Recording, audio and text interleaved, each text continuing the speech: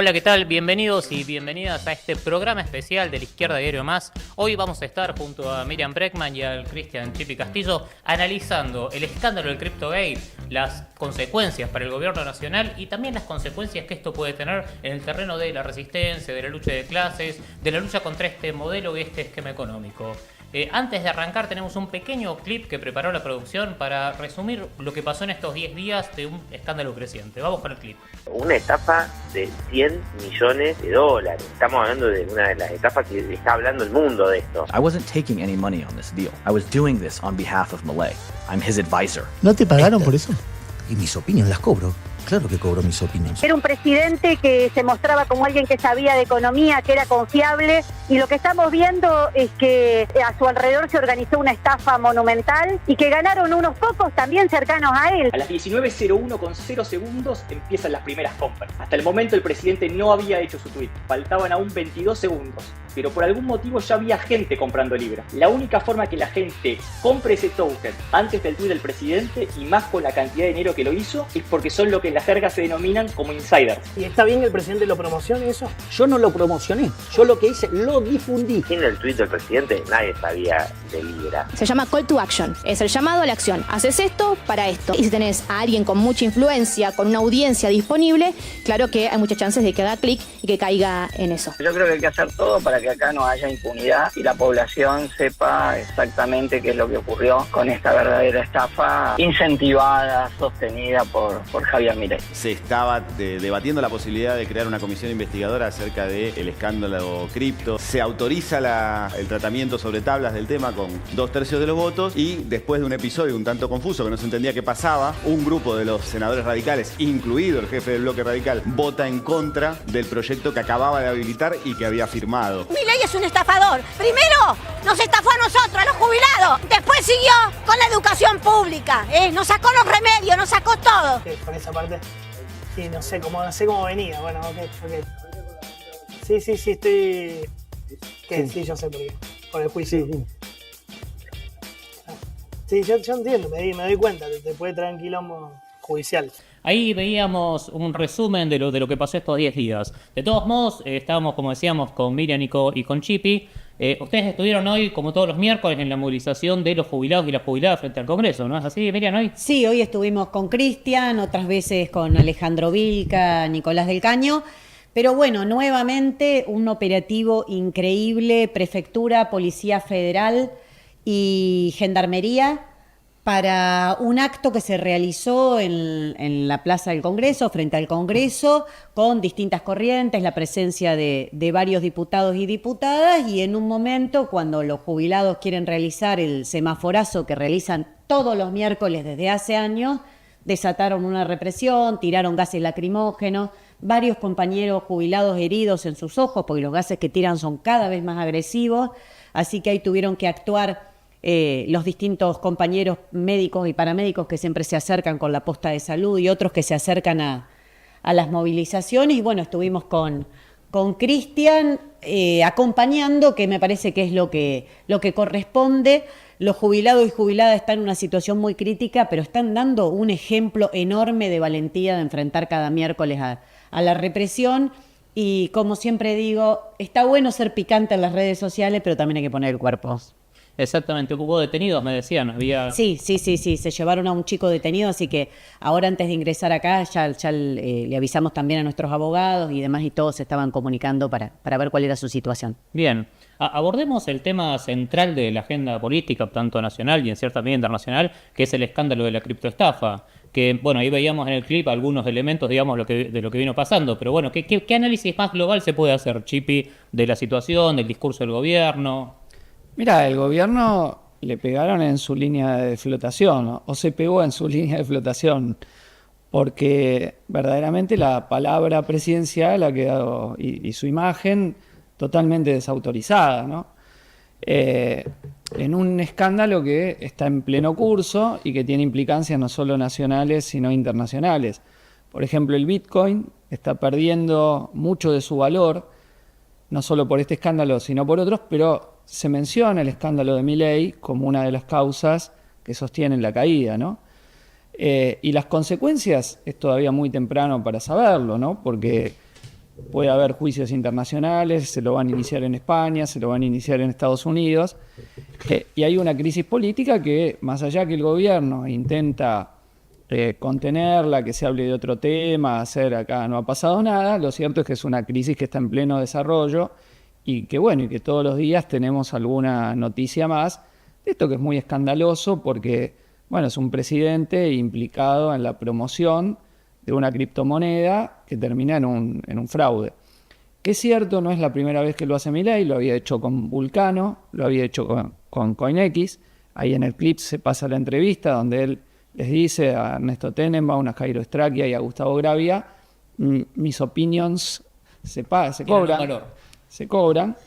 También hay un video de Patricia Bullrich promocionando una cripto, y entonces se ve que ellos estaban muy acostumbrados, pero ahora, tipo es presidente, están todas las reuniones que había tenido en la Casa Rosada, con tipos que han sido denunciados por estafadores. El día de ayer hubo una reunión informativa en la Cámara de Diputados, donde, bueno, vienen a hablar muchos especialistas que dicen, esto ya se sabía quiénes eran. Eran Hayden Davis, Novelli, Terranes Godoy, y el otro, todos saben que habían estado en estafas anteriores.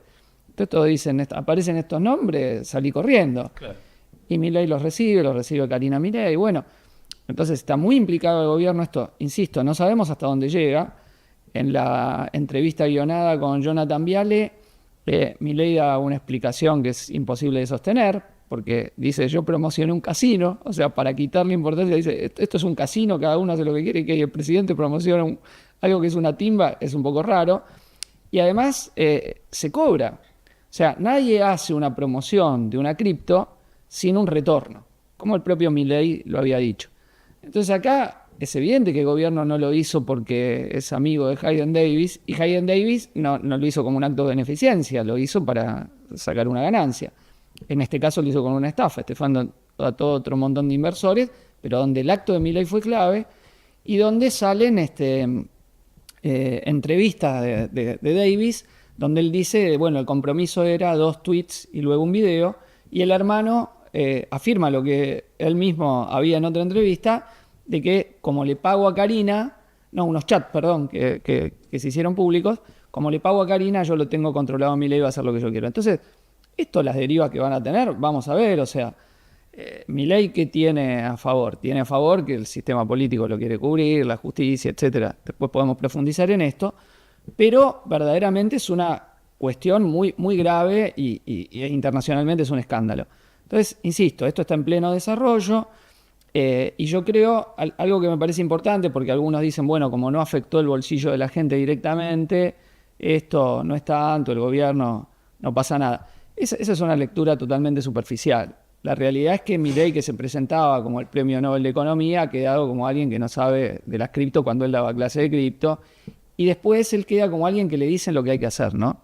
Caputo se lo dice en la entrevista, Karina es la que dice lo que se hace, o Hayden Davis dice lo que tiene que hacer Milei, y no quiero dejar de mencionar que en la entrevista que él hace no lo ataca al estafador.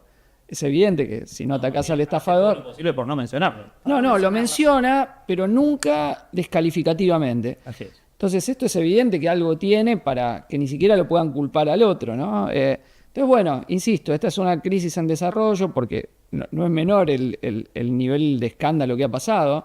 No hay antecedentes, mencionan simplemente uno de un presidente de la República Centroafricana hace algunas semanas, pero es el único caso donde hay de promoción de un negocio privado así, donde aun cuando le hubiese ido bien al negocio hubiese sido escandaloso, y en este caso es mucho peor porque, bueno, fue el fraude del cual se beneficiaron algunos, y ya es público cómo esto fue, estuvo orquestado, era evidente que era un fraude, ¿no? No, y agrego una cosita más por lo que dice Chipi, que todo el mundo se asombró cuando aparece el video de Caputo diciéndole algo al oído a Milei, como si eso fuese terrible, lo interrumpe. Eso es un hecho. El problema que hay que analizar es por qué lo interrumpe. Caputo lo interrumpe porque ve que Milei se estaba autoincriminando. Por eso prefiere interrumpir y decirle, pará, no digas eso, porque si decís que te va a defender el ministro de Justicia, estás dándole a esto una entidad, un problema de Estado. no una persona individual, como dijo Milei, yo esto no lo hice como presidente. Claro. Bueno, entonces ahí también hay algo que le suma a la gravedad de todo lo que relató Cristian recién, se suma el hecho que después, cuando empieza la entrevista, Milei no puede explicarlo y su asesor le dice... ojo que te estás autoincriminando. Yo voy a veces con compañeros nuestros a una entrevista, algo te pueden decir, che, te olvidaste de decir esto o lo otro. No me dicen, Miriam, si seguís por esa línea vas presa. Exactamente. Ahí es donde me parece que el escándalo cobra un vuelo también internacional importante porque aparece su principal asesor o uno de sus principales asesores diciéndole si vos seguís por ahí. Y Jonathan Viale dice... Entiendo, vas a tener problemas con la justicia. Un quilombo judicial. Un quilombo judicial. Entonces, era bastante evidente que lo que él estaba tratando de explicar lo conducía a responsabilidades indudablemente que la justicia de nuestro país, una vez más, le está dando un tiempo hermoso. Porque pedirle informes al Banco Central, un informe acá, un informe allá... Esos son los informes que pidió Tayano en la imputación. Claro, que pidió Tayano, pero ¿cuántos días van? Si vos querés investigar en serio, yo te aseguro que si vos haces una estafa de ese tipo parecida, no son esas las medidas de prueba que la justicia federal tomaría en contra tuyo. Están tratando de preservarlo y que se pueda ir armando la escena...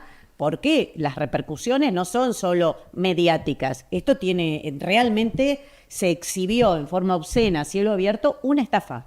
A mí me interesa una cosa que decía Chipi al inicio. Digo, hay un golpe a la imagen presidencial, a la autoridad presidencial. El otro día leía una nota de creo que era La Nación, hablaba de se acabó el Milei imbatible, ¿no es cierto? Y nuestro compañero Fernando Rosso escribió en La Izquierda Diario una editorial titulada Punto de Inflexión. Entonces, tratemos de pensar un poco más este golpe a la autoridad, qué implicancias tiene para los millones que veían que Milei era intocable, que se llevaba a todo el mundo puesto, que avanzaba contra las instituciones. ¿Qué implicancias tiene socialmente o políticamente? Mira, yo te doy mi opinión, que Cristian dé la de él después, pero yo te digo cómo lo veo en principio. Es evidente que tiene una implicancia porque era un presidente que claramente, como decía Chipi, se mostraba imbatible y ya no lo es, se mostraba que sabía de economía, ya no lo es, se mostraba que él manejaba todo de taquito, ya no lo es porque se ve que el asesor le dice, che, si seguís hablando te hundís. Hay algo ahí que empieza a caerse de la propia imagen de Milei. Hay algo de Milei que se lo ve en forma explícita actuar como la casta, haciendo negociados por atrás, viendo, arreglándolo con los periodistas para que no le hagan preguntas que le molestan. Después, ¿qué pasa para adelante? Depende. Hay una crisis en desarrollo y empieza a haber una tensión, como bien está en la declaración que sacó nuestro partido, que sacó el PTS, empieza a haber una tensión entre las maniobras políticas del régimen para salvarlo, en las cuales no solo están aquellos que están claramente apoyando a Milei, sino también la oposición. Es parte de este tipo de maniobras, la justicia dándole un tiempo hermoso y por el otro lado, en esa tensión, está la necesidad o la posibilidad de que la clase trabajadora irrumpa con sus propios métodos para torcer la vara para el lado de los intereses de la clase trabajadora, de los jubilados y las jubiladas, de lo que están pagando los platos del plan del gobierno, del Fondo Monetario, de las grandes patronales que están detrás de Milei. En ese punto de inflexión estamos, pero yo creo que no hay nada cerrado, ¿no? Que depende de cómo se desarrolle la situación y de lo que hagamos y de lo que hagan todos los actores políticos, sociales y gremiales para ver cómo se define. Lo que cada vez queda más claro es que empieza a haber esa tensión, que hay unos que están tratando de sostenerlo y hay otros que estamos peleando diciendo no va más este gobierno, no va más el plan del Fondo Monetario, no va más el plan de ajuste contra el pueblo. Sí, 2 o 3 cuestiones. Las alternativas de lo que quedó la imagen de Milei, estafador o tonto, o estafador y tonto, que es lo que quedó. Entonces, el rey empieza a estar desnudo, ¿no? Porque cuando cualquier gobierno lo que tiene es que con los medios adictos le crean una determinada imagen de que es algo. Fíjate con Alberto cómo se había construido también esa imagen. La foto de Olivos mató esa imagen. ¿Tendrá ese efecto de foto de Olivos? Algo de eso ya tiene. ¿Será hasta ahí? Lo veremos. Como decía Miriam, hay que ver cómo continúa la película. Pero es evidente que algo de eso hay y que el que era auténtico ya no lo es y actúa como cualquier otra figura presidencial. Y lo que me parece importante entender es que esto no se da en el vacío, sino se da en un presidente que venía siendo ya cuestionado. No nos olvidemos el discurso de Davos cuando llama un día antes a corrernos a los zurdos hijos de mil puta hasta el fin del mundo, ¿no? Según escribió en ese tuit, defendiendo a Elon Musk. Y después en el discurso donde ataca a la comunidad LGTBI+, y al movimiento feminista. Y eso motivó una protesta masiva el 1 de febrero, muy, muy importante, y también 10 días dando explicaciones. 10 días dando explicaciones. Y ahora, después de esto, la voltereta de 180 grados con la guerra de Ucrania, ¿no? Abrazado a Zelensky, lo trajo a su asunción. Lo vimos, ¿te acordás que lo vimos? Estuvimos ahí en la Asamblea Legislativa, estaba Zelensky sentado con Macri y otra gente. Y ahora la vuelta en redondo, donde antes Milei había seguido los lineamientos de la OTAN y de Estados Unidos con la conducción de Biden y el relato respecto de la guerra en Ucrania, y ahora sigue la de Trump y le clava el puñal, ¿no? Bullrich marchaba con el embajador ucraniano acá, Fernando Iglesias sacaban la fotito, y ahora están en una suerte de aval a un pacto de mini Yalta, por llamarlo de alguna forma, donde se van a repartir Ucrania, y ya hoy sale la noticia que Zelensky acepta la imposición neocolonial de Estados Unidos de entregarle sus minerales, ¿no? Sí, las tierras raras, que es particularmente lo que... Entonces, digo, eso es lo que avaló Milei, ¿no? Entonces va quedando en evidencia lo que es Milei. El rey se empieza a desnudar, lo que pasa es que hay algunos que le tratan de poner la ropa, como decía Miriam, en esa pulseada entre el desarrollo de la crisis política y tratar de contenerla. Ahí ha jugado, obviamente, no solo Milei, sino que han jugado todo el sistema político, ¿no? El jueves pasado lo que ocurre en el Senado es muy gráfico.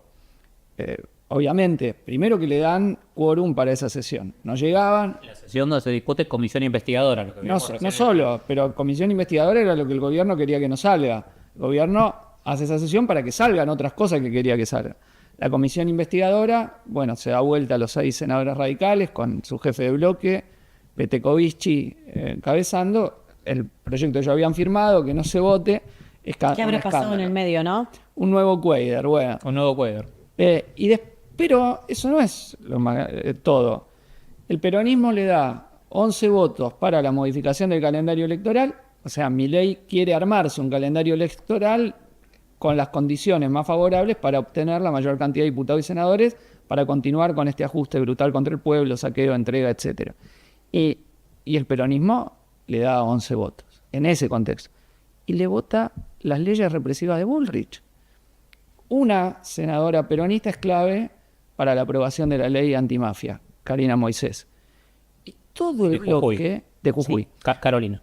Todo el bloque le vota la ley de reiterancia y reincidencia en general a Patricia Bullrich.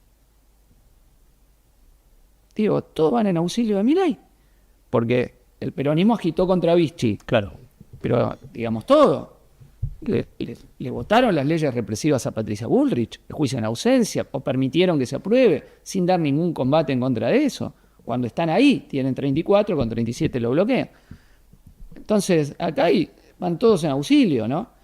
Ahora empezaremos en diputado, los veremos actuar de la misma manera. En diputado ya se había visto la suspensión de las PASO, que ahí dieron 25 votos desde el peronismo. Ya sé, pero eso fue después de Davos. Lo que digo es, después, en medio de este escándalo, aparte, digo, nosotros hubiésemos cuestionado esa votación en cualquier...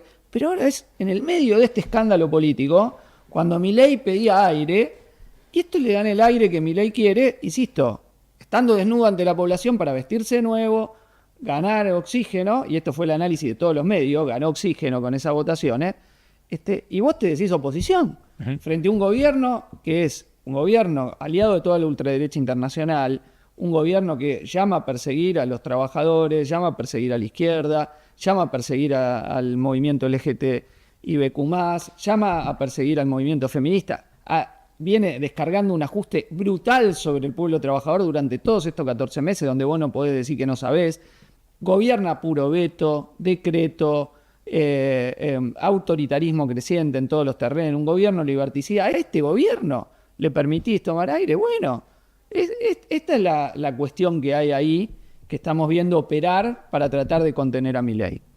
No, sí, comparto lo que dice Cristian. Evidentemente era una sesión que, si vos la mirás objetivamente, la crisis que se está desarrollando en el país en el momento que se juntan, no podías permitir que se discuta nada más que comisión investigadora o las alternativas que hubiese. Comisión investigadora, digo, porque era lo que estaba en el planteo.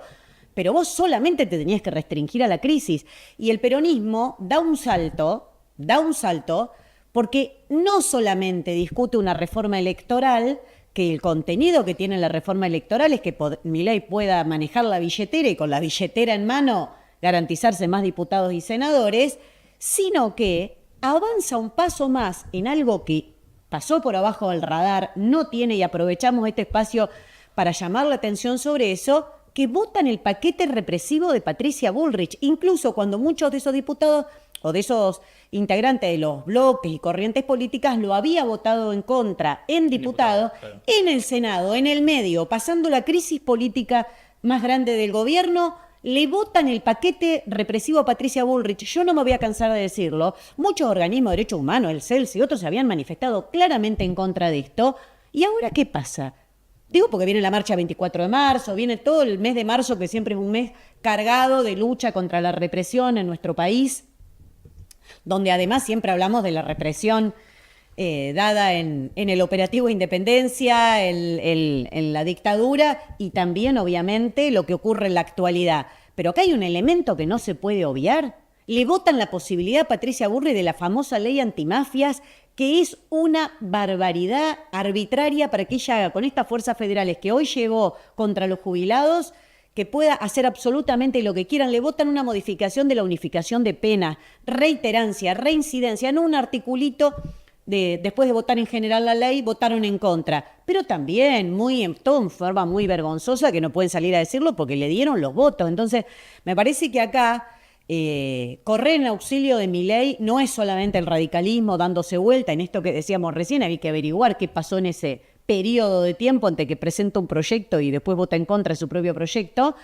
sino que acá es grave lo que están haciendo, porque hay que tener ganas de votarle a Patricia Bullrich que refuerce el aparato represivo contra el pueblo. No es solo un salvataje al gobierno de Milei, sino que es un fortalecimiento de la política represiva del gobierno en crisis. Exactamente. Mientras algunos lo enfrentamos en la calle, otros votan que se refuerce. Las consecuencias de hoy. Sí. Como decía Miriam, cuando se trata en diputados, nosotros obviamente nos opusimos, y el peronismo se opone con una intervención del diputado Martín Soria, donde denuncia la inconstitucionalidad de esa ley, claro, que es efectivamente inconstitucional, pues viola garantías básicas. O sea, te meten preso sin tener condena, tu presunción de inocencia desaparece.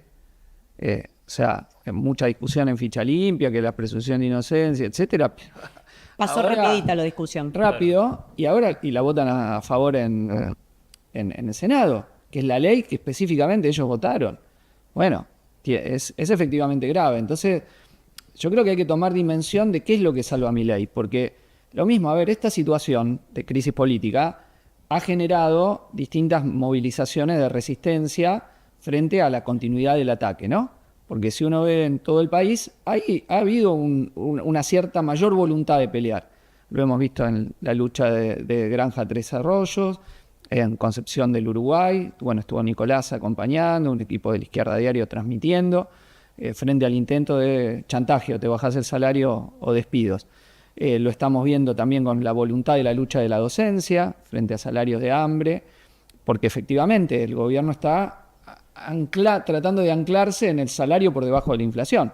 Habilitan aumentos de solo el 1% cuando su inflación da entre el 2 y el 3. Claro. O sea, entre 2 y 3 veces menos de lo que da la inflación, que ellos dicen, una inflación que nadie cree ya. A esta altura el INDEC de Marcos Labaña se parece al INDEC de Guillermo Moreno, no le cree nadie. Cifras que son inverosímiles respecto de lo que uno ve, que le aumenta el transporte, que le aumentan los servicios, o que le aumentan los alimentos. Vas al supermercado y gastas 10, 15% más cada mes y te dicen, no sé cómo hacen para que eso le dé otra cosa. Pero bueno, esa realidad, el ajuste del salario, esta oportunidad de crisis política es para pegar. Algunos sectores están resistiendo, pero del otro lado, mirá, la CGT estaban visitando a Cristalina Georgieva, seguro para ir a favor del acuerdo con el FMI. los dirigentes de la CGT, en vez de resistiendo, en vez de luchando, en vez de decir, che, basta de ponerme el salario así, de plancharme el salario, despido. Hay despidos en el sector privado y hay despidos en el sector público que no se frenan. Entonces, es una oportunidad para que la clase trabajadora tome fuerzas ante la crisis del gobierno y pegue y movilice y luche, porque, a ver, esta crisis pasará o no en función de que pueda ser aprovechada para ganar las calles por el movimiento de masas. Si no, el gobierno se recompondrá de alguna forma, etcétera, o lo golpeará la crisis, veremos, porque, insisto, acá puede venir noticias y lo inculpan internacionalmente y todo, no es que la tiene tan fácil. Pero si el movimiento de masas no entra, bueno, es una oportunidad para que Milei tome oxígeno y vuelva nuevamente al ataque. Hay que saber que este gobierno, cuando retrocede un poquito, es simplemente para tratar de nuevo de volver a avanzar. Pero a la vez que es un gobierno que se presenta como más fuerte de lo que es. Y entonces toda la dirigencia política y sindical del régimen lo que viene haciendo es tratando de convencer que el problema es que la gente no quiere pelear cuando ellos se pelean por rendirse ante este gobierno y no por resistir. Claro. Pero bueno, esa resistencia ha tenido muchos hitos el año pasado y creo que esta situación de desenmascaramiento de lo que es Milei, al menos para una parte de la población que todavía tenía expectativa, refuerza la posibilidad de dar esa pelea, esa movilización. Ahora, mientras estamos acá, está Nico del Caño en Córdoba acompañando la lucha de PEC, en este caso contra una decisión del gobierno provincial cordobés, otro que lo salvó a Milei, ¿no? Yayora, otro, el peronismo cordobés, también que estuvo en el bloque. Varias veces. Que se opuso ahora a la comisión investigadora, ¿no? Es algo mínimo, elemental, y sin embargo no la quisieron empujar, ¿no? La senadora que responde a Alejandra Vigo. Alejandra Vigo, la pareja de Schiaretti, ¿no? Entonces digo, hay mucho que han trabajado ahí. Así que bueno, yo creo que hay que tener conciencia de eso. Es un momento donde sigue la crisis política, pero hay que intervenir. Si no se interviene, está ese problema. Hay una estrategia política común de la conducción del peronismo. Más allá de las divisiones, hay una estrategia política común del peronismo y de la CGT que básicamente responde al peronismo. Es dejar pasar el tiempo mientras avance el ajuste, esperando, por decirlo de alguna forma, 2027. De hecho, yo no terminé de leerlo completo, pero entiendo que el documento de Kicillof, que publicó el otro día, el día sábado, no hace mención, por ejemplo, a la crisis de la criptoestafa. Es más bien no un tenés documento que electoral. leerlo, tenés que mirar la firma. Con mirar la firma y ves que está la CGT ahí apoyando, entendiste todo, porque lo que te está diciendo la CGT es que tenés que esperar hasta el 2027 para cambiar a este gobierno por la vía de las elecciones y haciendo lo mismo que ya pasó cuando nos prometían ahí 2019, que Macri se fue, pero el acuerdo con el fondo quedó y todo el ajuste de Macri quedó, ¿no? Centralmente el acuerdo con el fondo, así que me parece que es eso, pero hay algo más que quiero agregar a lo que decía Cristian, porque yo insisto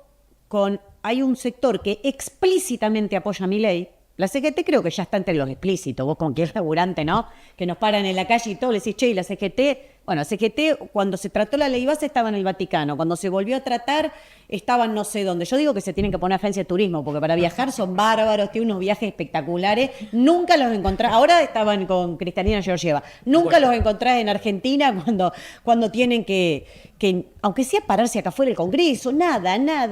Es histórico lo que están haciendo las centrales sindicales y ahora aparecen ya con la campaña 2027 de Kicillof, que como bien decís vos, cri-cri. ¿Qué nos toca hacer mañana? Cri-cri. Prepararnos para tener un derecho al futuro. El problema es que el derecho al futuro, si vos no podés pagar el alquiler, no llegás a fin de mes, ahora empezaron las clases y te aumentó muchísimo la canasta escolar, es difícil, ¿viste? Esperar 2 años. Se ve que esta dirigencia tiene algunas cosas que la mayoría del pueblo no tiene, que le permite esperar tranquila en 2 años e ir acomodándose y resolviendo las internas.